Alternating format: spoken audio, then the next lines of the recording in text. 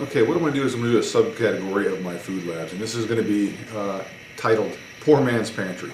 And the reason I'm doing this is because if you've gone to the local REI or anything like that, you can see these meals right here, these Mountain House meals, are getting to be pretty expensive. I spent $8 on this one yesterday, and this is pretty much my favorite. This is beef stroganoff, and that's what I'm going to be doing here. I'm going to be making a cheaper version, about $3 compared to $8. The Pro Pack of this was $7.50, so there wasn't much difference between that and the other one. So let's take a look at the ingredients, and we'll put it all together.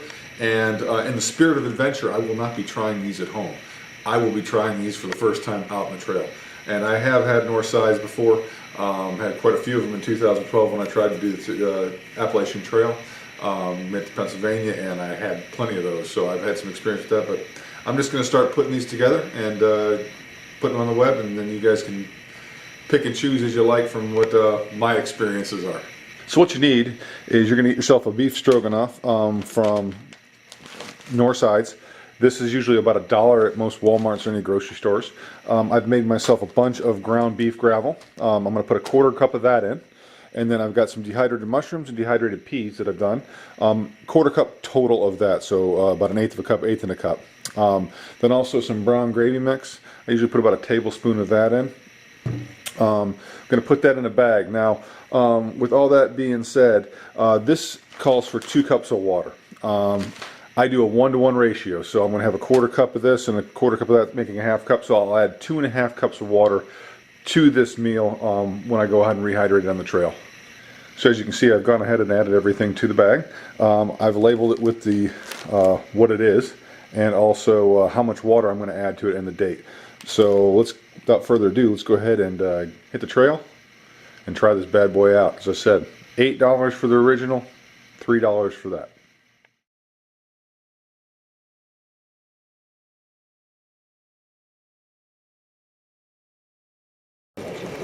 Alright, the moment of truth here.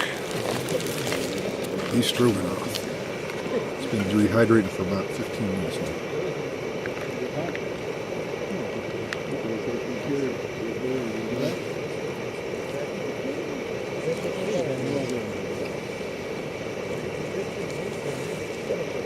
That's remarkably good. Not as good as a Mountain House, but pretty good.